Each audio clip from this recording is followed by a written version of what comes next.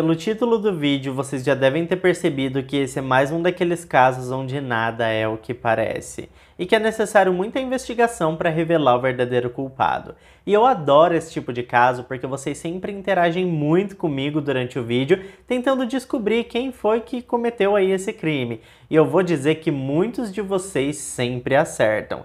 Vocês já vão entender tudo o que aconteceu no caso de hoje, mas antes, para quem não me conhece, o meu nome é Bruno Vilas e eu conto casos criminais reais aqui na internet. Eu te convido a se inscrever no meu canal e ativar o sininho para não perder as notificações, porque assim todas as vezes que eu publicar um vídeo novo, o YouTube te avisa e você corre aqui para assistir comigo. Eu te convido também a me seguir nas redes sociais, porque por lá eu tô sempre interagindo com vocês e publicando conteúdos diferentes dos daqui do YouTube. Mas agora vamos pro que interessa e bora pro caso de hoje.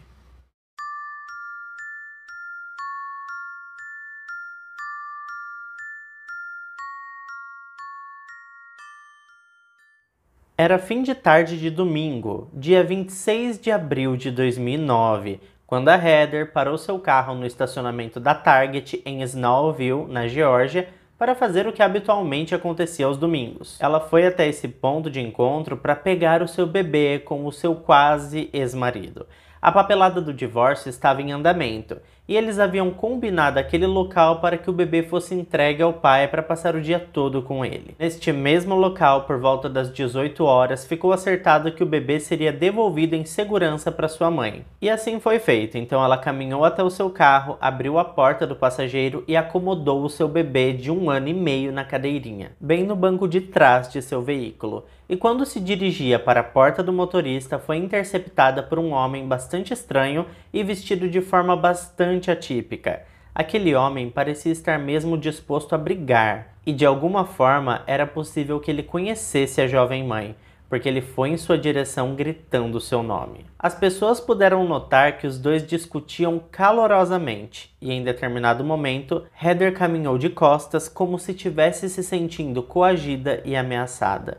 Essa suspeita, gente, se confirmou quando uma arma foi apontada em sua direção. Antes mesmo que qualquer pessoa pudesse gritar ou fazer qualquer coisa, a jovem mãe de apenas 25 anos de idade foi alvejada na cabeça, e seu corpo caiu lenta e pesadamente no chão. O homem então se virou e caminhou apressadamente para a direção oposta das pessoas que vinham correndo socorrer a jovem. Não havia mais nada que pudesse ser feito. Um grande alvoroço se iniciou e pessoas falavam, gritavam e choravam, todas ao mesmo tempo, enquanto outras pessoas mais calmas se encarregaram de ligar para a polícia e solicitar ajuda. Um grupo de jovens correu para pedir socorro aos seguranças e enfermeiros da loja. A partir desse momento, um grande mistério se iniciou e uma pergunta era quase palpável no ar. Quem é que tiraria a vida de uma mãe na frente de seu próprio filho? Heather Allen Strube nasceu em 20 de abril de 1984 e era filha do casal Mary e Bud Allen. Ela morou por toda a infância e adolescência com sua família no estado da Geórgia, nos Estados Unidos.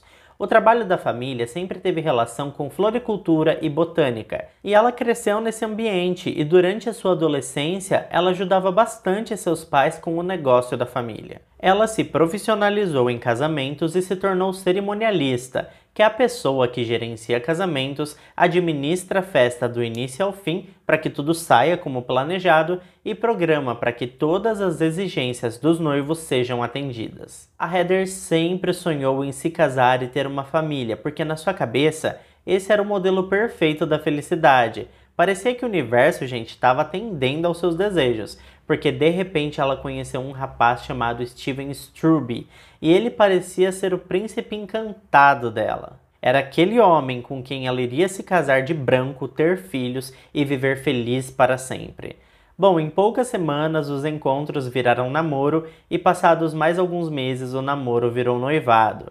E por fim o casal apaixonado acabou selando seus votos matrimoniais no ano de 2004.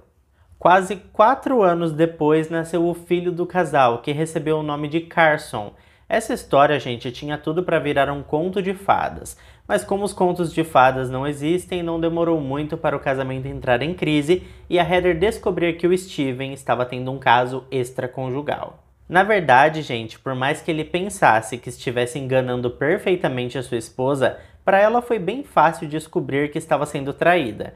Inclusive, pessoal, é bem comum os homens imaginarem que estão tendo absoluto sucesso em manter suas façanhas em segredo, mas na verdade, em 80% dos casos, as mulheres já sabem que existe algo fora do lugar. Elas são muito detalhistas e é justamente nos detalhes que elas acabam se ligando que algo está acontecendo nos bastidores. Muitas mulheres preferem fechar os olhos e deixar passar, e quem somos nós para julgar, né? Cada um sabe da sua vida.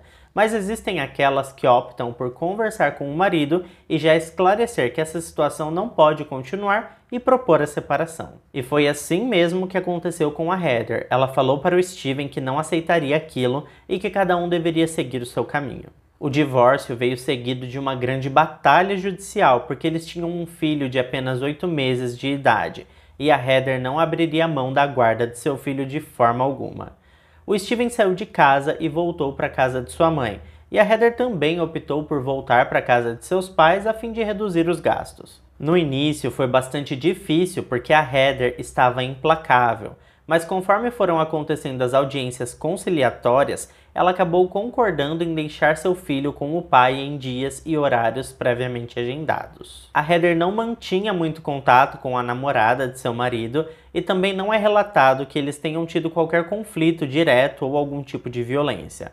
Para Heather era muito triste conviver com a ideia de ter seu casamento destruído. E embora tenha sido bastante doloroso no início, ela tinha admitido que aquela foi sim a melhor decisão. Porque se o Steven tinha escolhido a outra mulher, ele que fosse viver com ela então. Nem ela e nem a sua mãe Mary achavam correto ela ficar em casa, os dois fingirem que estava tudo bem, ela cuidar da casa, lavar, passar, cozinhar, cuidar do bebê e ele aproveitar todas essas comodidades e de quebra se encontrar com outra mulher. Até certo ponto, a mãe da Heather, a Mary, disse se sentir aliviada pela filha ter tomado essa decisão.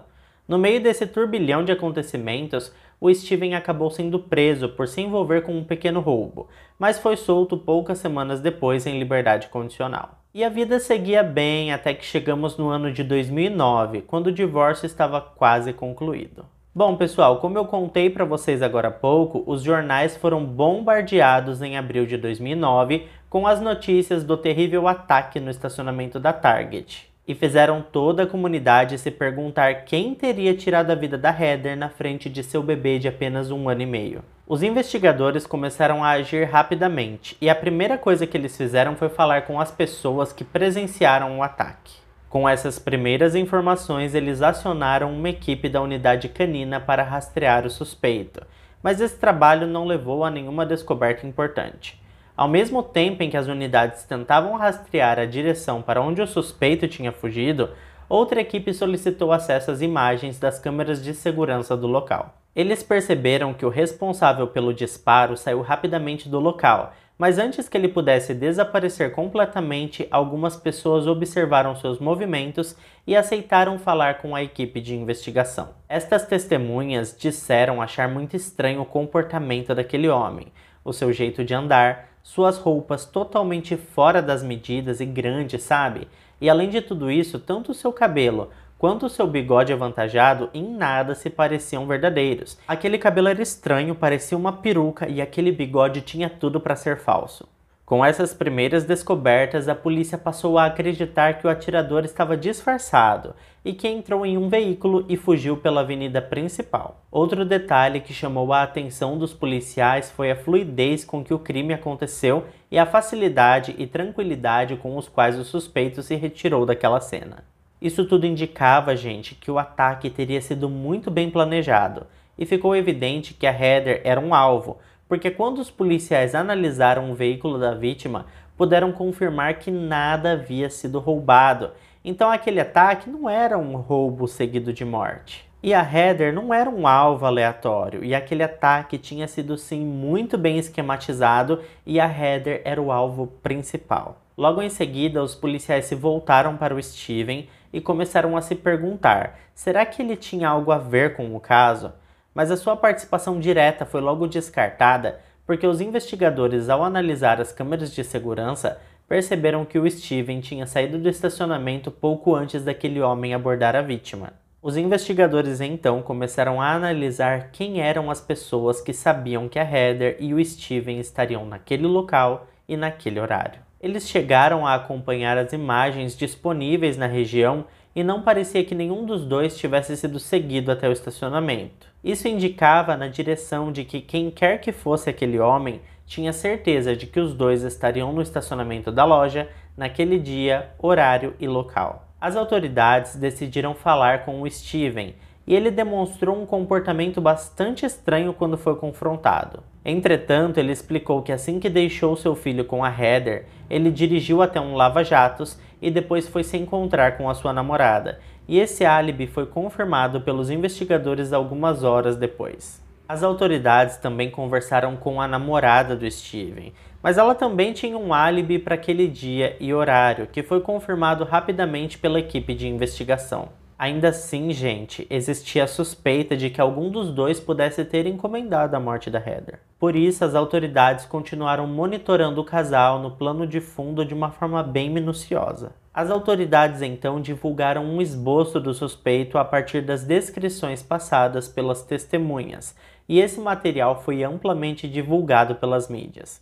É claro que muitas pessoas ligaram para a delegacia dizendo ter visto um homem com essas características aqui ou ali, mas essas denúncias não levaram a nada. A virada de chave aconteceu mesmo quando um caminhoneiro ficou sabendo do caso e resolveu procurar a delegacia. Ele disse aos policiais que estava hospedado em um hotel que fica atrás da loja da Target onde aconteceu o crime e que um dia antes do evento, ou seja, no dia 25 de abril de 2009, ele notou uma van branca estacionada fora da loja. E a pessoa que estava no volante estranhamente tirava fotos do estacionamento, da loja e também da lateral da construção.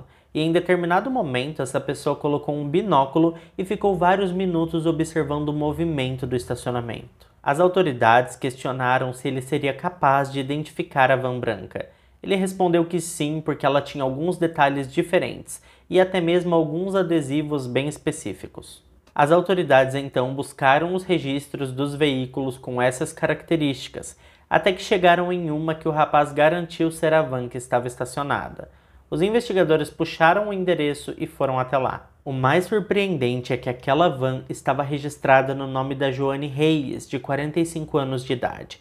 E a parte surpreendente, gente, é que ela era mãe do Steven.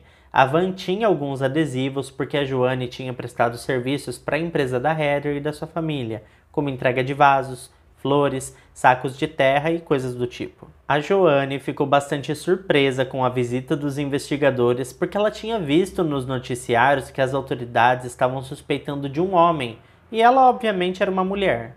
Ela também explicou que, embora tivesse suas desavenças normais entre sogra e nora, ela nunca machucaria a mãe de seu neto e que aquelas perguntas beiravam o ridículo. Mas os policiais continuaram com os questionamentos, querendo saber onde ela estava naquele dia e horário.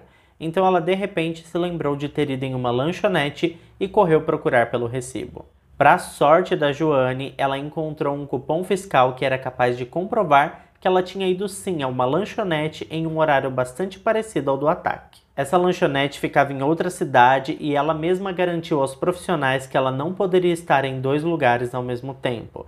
Com isso, gente, os investigadores agradeceram a atenção e saíram da residência. Um dos investigadores acreditou completamente naquela história e o outro também acreditou, mas preferiu solicitar um mandado de buscas para a van e também para a casa da Joane, apenas por desencargo de consciência. Vai que ela estava, sei lá, acobertando a pessoa culpada, né? Eles tinham consciência de que esse mandado não ficaria pronto imediatamente, principalmente porque um juiz precisaria autorizar, e eles não tinham certeza de que tinham o suficiente para convencer o magistrado. E então eles voltaram para a delegacia em busca de novas pistas. Eles analisaram o histórico da Joana e perceberam que o nome dela aparecia por diversas vezes na papelada do divórcio. Isso aconteceu, gente, porque ela participou de todas as audiências de conciliação ao lado de seu filho Steven. Mas até aí tudo bem, né? Parece algo comum.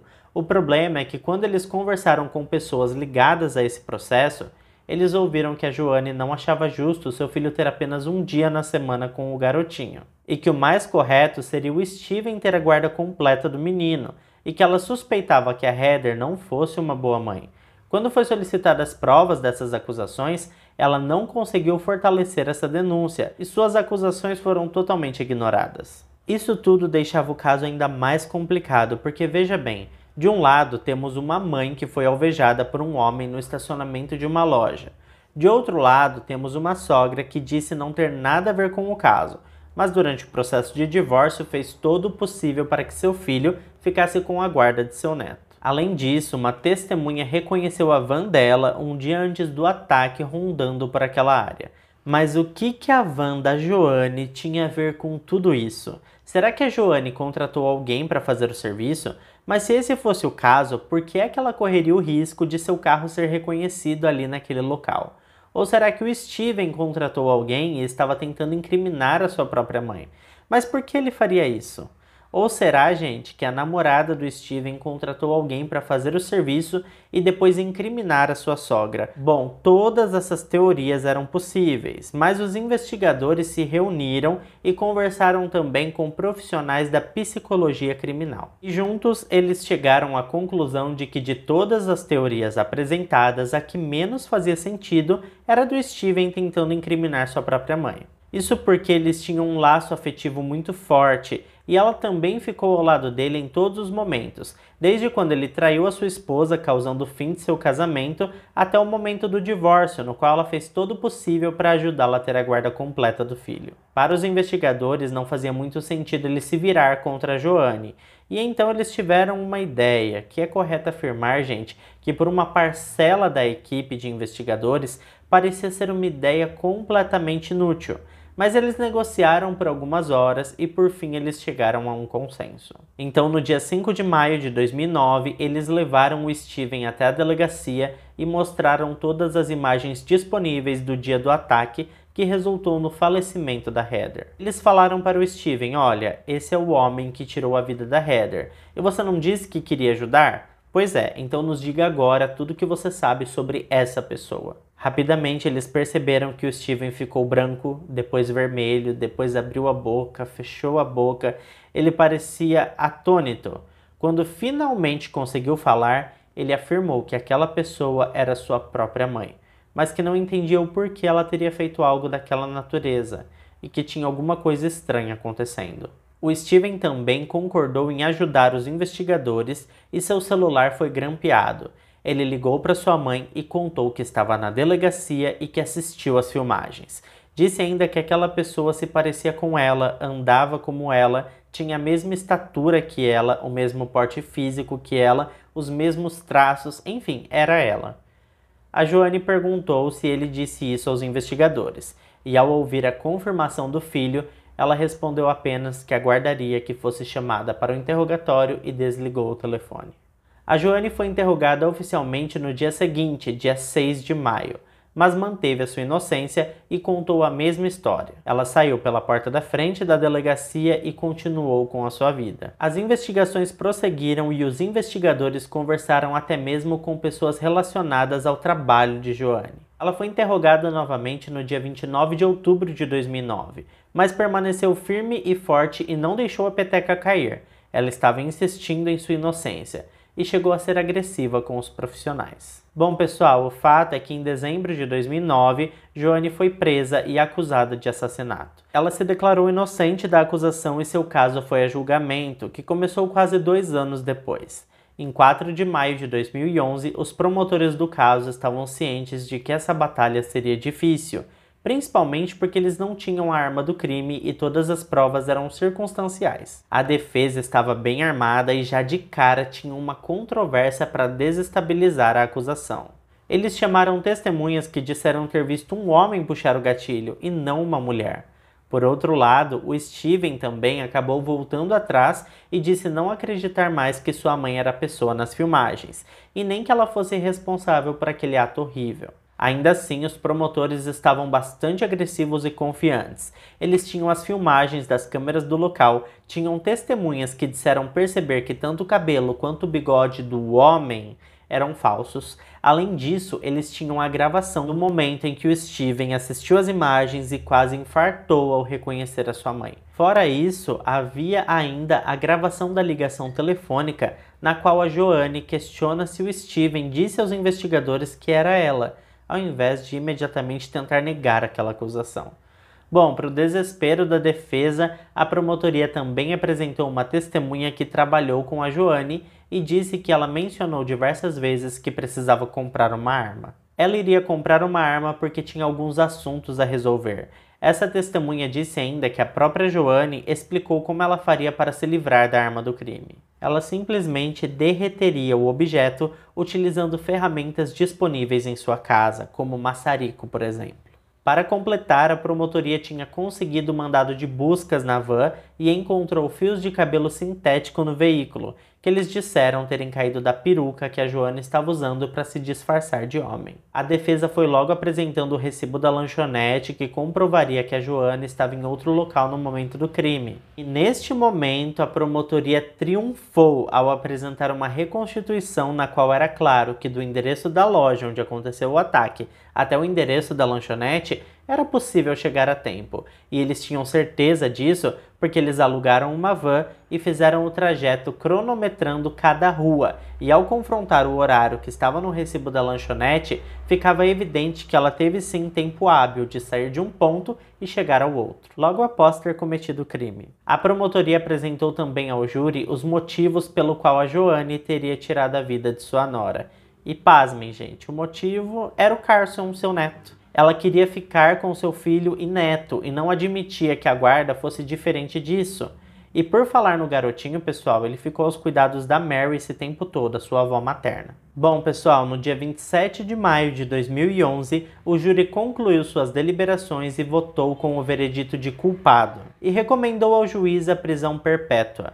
O juiz acatou a recomendação do júri e sentenciou Joanne à prisão perpétua com um mínimo de 30 anos para pedido de liberdade condicional. Isso significa dizer que ela ficará atrás das grades até completar seus 77 anos de idade. A defesa protocolou diversos recursos em instâncias superiores, mas todas as suas apelações foram negadas. A Joanne está encarcerada na prisão estadual de Pulaski, em Hawkinsville, na Geórgia, e sempre que tem a oportunidade de falar, afirma taxativamente que gostava sim de sua nora e que nunca a machucaria, e que ela não era um monstro para deixar o seu neto sem uma mãe. A mãe da Joanne também falou com a mídia e garantiu que sua filha teve um julgamento injusto e tendencioso, e que não foi ela responsável por tirar a vida da Heather. O Steven, pessoal, tomou um rumo na vida e se formou em bacharelado em ciências contábeis, e ocupa hoje um alto cargo na empresa onde ele trabalha. Muitas pessoas se perguntam se a Joanne realmente agiu sozinha, e muitos estranham o fato do Steven ter se arrependido no tribunal de dizer não ter certeza que a sua mãe era culpada. Muitas pessoas teorizam que, na verdade, a ideia tenha sido dele e que sua mãe nunca teve coragem de entregá-lo. Bom, de qualquer forma, os investigadores não encontraram nada contra ele, então aos olhos da justiça ele é completamente inocente. Mas o que você acha desse caso, gente? E você conseguiu descobrir antes de eu contar quem que era o culpado? Se você acertou, deixa aqui pra mim nos comentários. Eu tenho pelo menos mais uns outros 3 casos nesse mesmo formato e eu vou deixar num comentário fixado para que você possa assistir e também dar a sua opinião e quem sabe acertar quem é o verdadeiro culpado. Mas é isso, pessoal. Se ficou até aqui comigo, não esquece, deixa o seu like, que me motiva muito a continuar trazendo esse tipo de conteúdo aqui para vocês. Eu fico por aqui e até o próximo vídeo.